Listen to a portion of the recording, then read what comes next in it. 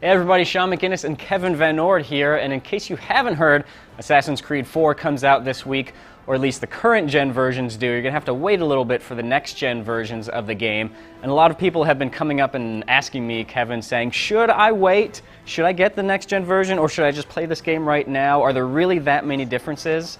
And functionally speaking, no. I mean, the game plays the same no matter what platform you get. Really, it comes down to visuals. It comes down to visuals. It also comes down to if you're going to be playing online, what is the system that you think you're going to be playing online with your friends with, and that kind of thing. But when it comes to the actual functionality, it's just how does the game look, because there's parity when it comes to features. Yeah, absolutely. Now, I played the game to completion on PlayStation 4, and Kevin here has played quite a bit of the current gen version, and you think that even on current gen, the game still looks great. I still think the game looks great, and I've also played the PS4 versions at events prior to this, so I've had a good amount of time with current gen and next gen, if that's what we actually call these gens at this point. I never know what to say during this weird transition period, but I will say I've played on the Xbox 360. I think the game looks absolutely awesome on the Xbox 360 and the PlayStation 3, as well as the PlayStation 4.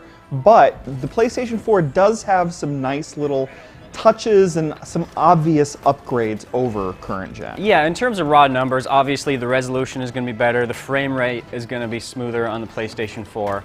But there are all those little visual details that no one thing is going to be totally mind-blowing, but together they all add up into a much more immersive experience. It's things like when you're on PlayStation 4 or next gen, you know, the foliage moves out of your way when you're sneaking through the bushes, or you just have that much of a better view when you're out on sea, or you can see like the ripples in the water that much more clearly. All that kind of stuff just adds up, and for a game where atmosphere is such a huge thing, being able to immerse yourself in the world that much more, to me, is pretty critical. That's very true, although I will say on current gen, there was never a point where I thought to myself after having played both, I feel like I'm playing the lesser version of this game. There was never a point where I felt like, oh, this is the gimped version, this is the, you know, this is the version that I should probably stay away from. It felt wonderful and fantastic, and obviously very pretty. There are certain differences, though. The draw distance. On PlayStation 4, I noticed less of that.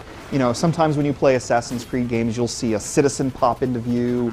You'll see textures do that sort of materialize into beings thing. I should mention that you still see a bit of that on PlayStation 4, especially in the real crowded cities. You'll see people like just popping into existence like 6 feet away from you. So it's not completely gone, but I think it's less noticeable. It is less noticeable on current gen for sure. Plus, you know, you gotta shout out to anti-aliasing.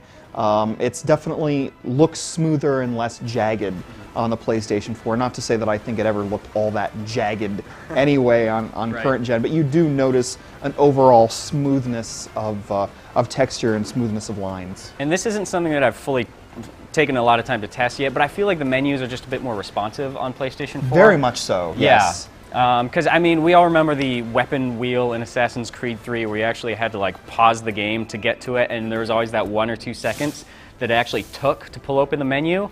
In Assassin's Creed 4, you know, things are just a little bit snappier, a little bit more responsive. On PlayStation 4. On the Xbox 360, it's a little bit more time-consuming still than you want it to be. But again, it comes down to those little things, and sometimes there are those little frame rate hitches that I never noticed really when I played on PlayStation 4, but I did occasionally notice on Xbox 360. So, and I guess really the other preference that people are going to have to bear in mind is controllers. The PlayStation 4 version of the game does use the touchpad, and you use it in the map screen to kind of like slide the cursor around to highlight different things.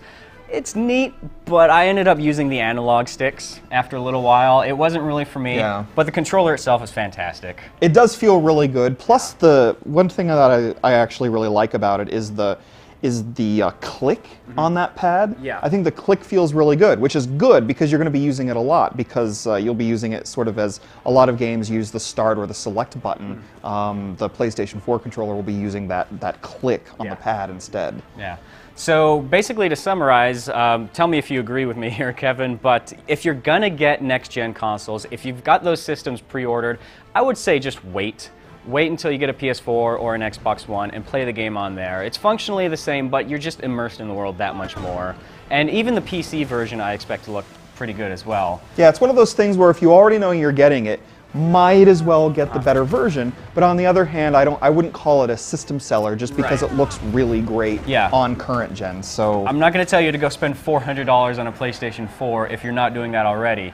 You know, if all you've got is current gen systems, you're going to have a great time just the same. Yeah, I'm with you.